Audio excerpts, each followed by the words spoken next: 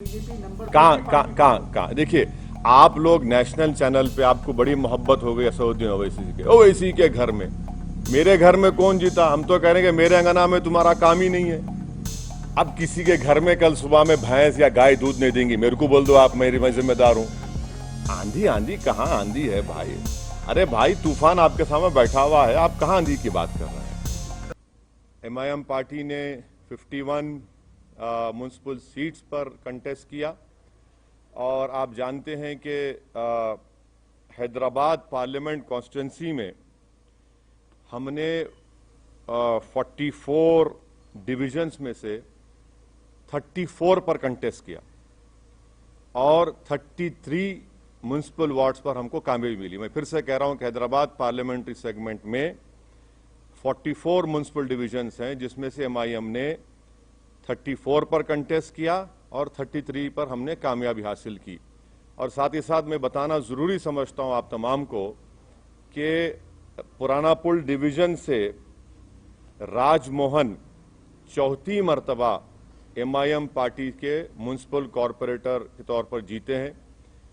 कारवान से हमने स्वामी यादव को टिकट दिया था, राजेंद्र यादव साहब की जगह पर, उनको कामयाबी मिली। तो ये हमारी परफॉर्मेंस था जिसको मैं समझता हूं कि मैं इससे मुतमईन हूं। और हमारा जो, अगर आप बोलेंगे कि स्ट्राइक रेट है 51 म्युनिसिपल वार्ड्स में, ये हमारा मैं समझता हूं कि सबसे बेहतरीन स्ट्राइक रेट रहा है। निजामाबाद में म्युनिसिपल इलेक्शन हुआ, बीजेपी का एमपी है वहां पे, कितनी सीट एमआईएम जीती? बीजेपी का एमपी है निजामाबाद में, एमआईएम ने कितनी सीट जीती? 16 सीट जीती हम। तो आपको बता रहा हूं कि होगा ये। इलेक्शन का वर्डिक्ट है, म्युनिसिपल इलेक्शन है, थोड़ा ऊंच नीच होती है और मुझे यकीन है कि मैं तो प्रिवी नहीं हूं, ना मुझे अख्तियार है टीआरएस पार्टी पर बोलने का, मगर मुझे यकीन है कि ये लोग देखेंगे क्या करना चाहिए, क्या सही करना चाहिए, कितना अच्छा करना चाहिए, उसको देखेंगे, मगर उनके पार्टी का मसला है। सर, अभी मेयर और डिप्टी मेयर के लिए ये बात आती है कि आप किसको सपोर्ट करेंगे, क्योंकि आपका सपोर्ट तो प्रसाद साहब, जरा थोड़ा खुशी का मौका है, थोड़ा आज तो एक रात छोड़ दो आप। लेकिन बहुत अहम बात है। हाँ बिल्कुल है, नहीं हर चीज अहम है। इतनी बड़ी कामयाबी हमको जो मिली है वो यकीनन एक बहुत बड़ी कामयाबी हमको मिली है और हम फैसला करेंगे, बैठ के बात करेंगे। कल मैं हमारे पार्टी के तमाम जिम्मेदार हजरात से मैं उनसे बात करूंगा, उनसे मशवरा करूंगा, उनकी राय हासिल करूंगा, उसके बाद हम कोई फैसला करेंगे। यकीनन हमको फैसला करना है, हम करेंगे। सर, योगी आदित्यनाथ ने ये कहा है कि भाग्यनगर का भाग्योदय अब शुरू हुआ है और जेपी नड्डा ने भी ये कहा है कि 2023 में बीजेपी की सरकार होगी, केसीआर की करप्ट सरकार को हम निकालेंगे। तो आप उस पर कैसे देखते? अब जाहिर है ये तो इस तरह की बातें करेंगे ना भाई। जहां पर योगी आए थे क्या हुआ? टाइम हो गए। सर्जिकल स्ट्राइक बोले थे ओल्ड सिटी के ऊपर, अब डेमोक्रेटिक स्ट्राइक हो गया बीजेपी के ऊपर। ये तो डेटा आपके सामने है, एम्पिरिकल एविडेंस आपके सामने है। हम तो योगी आदित्यनाथ से यही कहेंगे कि आप तो मुंबई गए थे, ज्यादा एक्टिंग मत करिए, हकीकत की दुनिया में आ जाइए और जो जुल्म वहां पर दलितों पर किया जा रहा है उसको खत्म करिए। जो खवानीन आप कॉन्स्टिट्यूशन के खिलाफ बना रहे हैं वो रोकिए। और मुझे यकीन है कि केसीआर गो हमारे अपोजिट पार्टी के हैं, मगर एक बात मानना पड़ेगा, एक रीजनल फेस है और वो रीजनल फेस आज भी इंपॉर्टेंट है, कल भी इंपॉर्टेंट रहेगा। और थोड़ा सा अगर वो लोग जो भी उनके चीजें सही करना है कर लेंगे तो he still a very important and I am sure कि केसीआर जो है वो बीजेपी के ऊपर बहुत बड़े भारी पड़ेंगे आने वाले वक्त में। तो क्या आप उनको सपोर्ट करेंगे अगर मेयर की सीट चाहिए तो? मैं अभी आपसे कहा हूं मैडम कि जरा थोड़ा सांस लेने दीजिए, थोड़ा हमको अपनी इतनी बड़ी कामयाबी हमको मिली है, थोड़ा हमारे तमाम पार्टी के जिम्मेदारों से हमको उनकी खुशी का हिस्सा बनने दीजिए। और कल सुबह में हम तमाम पार्टी के हमारे जिम्मेदारों से, एमएलएज हैं, एमएलसीज हैं, सीनियर हमारे पार्टी के लीडर्स हैं, उन तमाम से बात करेंगे, मशवरा करेंगे और जो भी फैसला होगा आप तक पहुंचाएंगे। सर, आपने अपने घर हैदराबाद से अपील की थी जब चुनाव प्रचार कर रहे थे कि बीजेपी को यहाँ पर कंप्लीटली रिजेक्ट किया जाना चाहिए, लेकिन आप ही के घर में बीजेपी नंबर कहाँ देखिए, आप लोग नेशनल चैनल पे आपको बड़ी मोहब्बत हो गई असदुद्दीन ओवैसी के घर में। मेरे घर में कौन जीता? हम तो कह रहे हैं कि मेरे अंगना में तुम्हारा काम ही नहीं है। अरे ना, आप देखे सुनिए, आप बताइए, चलिए मेरे घर में कहाँ जीते? नहीं, आप नहीं, सुनिए एक बात सुनिए। आप जब कह रहे हैं तो आप बताइए कौन सी जगह पर। हम तो जहां योगी गए वहां हराए, जहां अमित शाह आए वहां हारे। आपने कहा था पुराने शहर में सर्जिकल स्ट्राइक करेंगे, हमने कहा डेमोक्रेटिक स्ट्राइक करेंगे, डेमोक्रेटिक स्ट्राइक हो गया। अब नेशनल मीडिया को बीजेपी के बाजा बजाने का इतना शौक है तो बजाइए आप, मगर हमारे कंधे पे रखकर बाजा मत बजाइए। आप खुलकर कहिए कि हाँ, हम बीजेपी की बैंड पार्टी हैं, हम बाजा बजा रहे हैं। हम आपसे कहना चाह रहे हैं कि हमारे घर में बीजेपी का जो पोजीशन था वो क्या है, आप देख लीजिए। हम आपको फिर से कह रहे हैं कि हैदराबाद पार्लियामेंट सेगमेंट में 44 म्युनिसिपल डिविजन्स हैं। 5 साल पहले भी हमने 34 पर लड़ा था, 33 जीते थे। इस बार भी हम 34 लड़े हैं, 33 जीते हैं। अब आप बताइए, आप लोग तमाम माशाअल्लाह से आइंस्टाइन के करीबी दोस्त हैं, मैथमेटिक्स में आप लोग बहुत अच्छे हैं, हम तो वीक हैं, इसीलिए हम पॉलिटिक्स में। आप बता दीजिए कि ये नंबर सही है, गलत है। सर आप हमेशा हैदराबाद और तेलंगाना की जो फैब्रिक है, गंगा जमुनी तहजीब है, उसकी वकालत के मद्देनजर आप बीजेपी और फिरका परस्त ताकतों को रोकने की बात करते रहे हैं।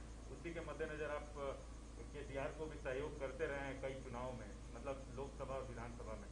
तो इसमें तो नहीं था ना कोई अलायंस हमारा। नहीं, इसमें नहीं था।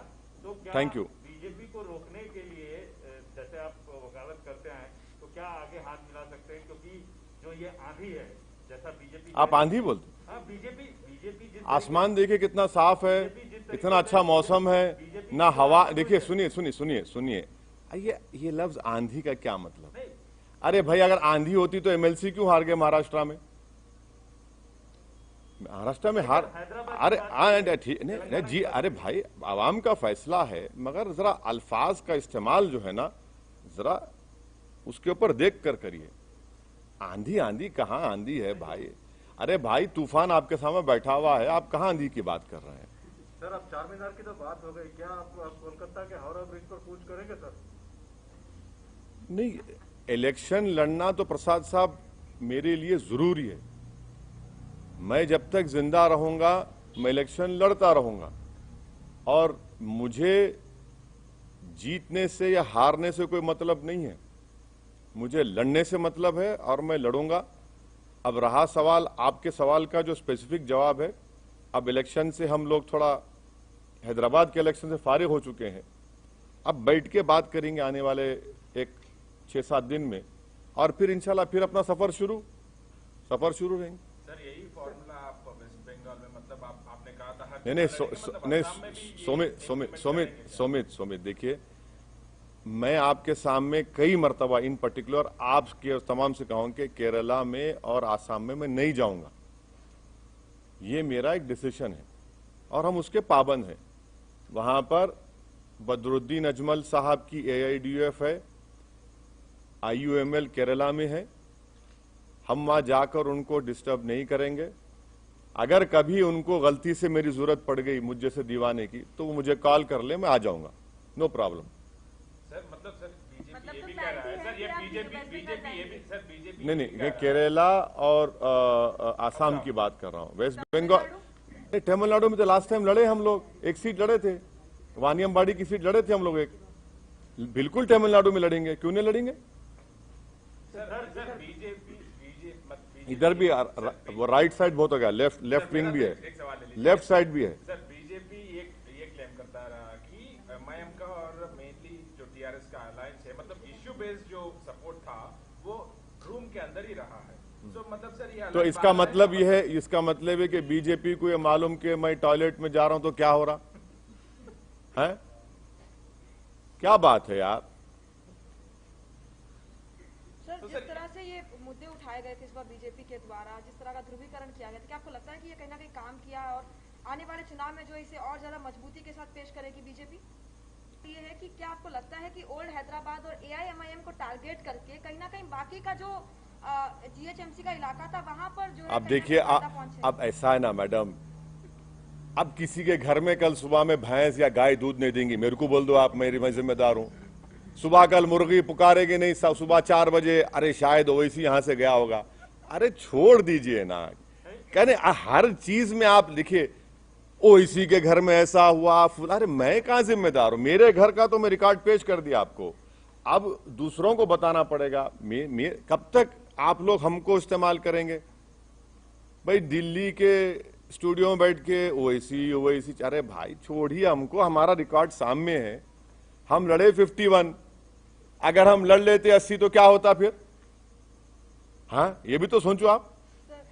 सर बीजेपी का 4 से 45 हो जाना क्या आपके लिए चिंता की बात? हाँ, बीजेपी का 4 से 45 बोले एक मिनट सर, बीजेपी जहां MIM का कैंडिडेट नहीं था वहां ओवैसी और MIM को टारगेट कर रही थी और ये अचीवमेंट उसको मिला। तो क्या आपको नहीं लगता है कि इस तरह से करके पोलराइज किया और ये चीजें आई? अरे आप, मेरे को एक बात समझ में नहीं आ रही, आप कब तक मेरा नाम लेते रहेंगे? माने बीजेपी आपको नहीं, आप माशाल्लाह से आप अनबायस थे, मेरे को मालूम नहीं, मगर कब तक मेरा नाम लेंगे आप?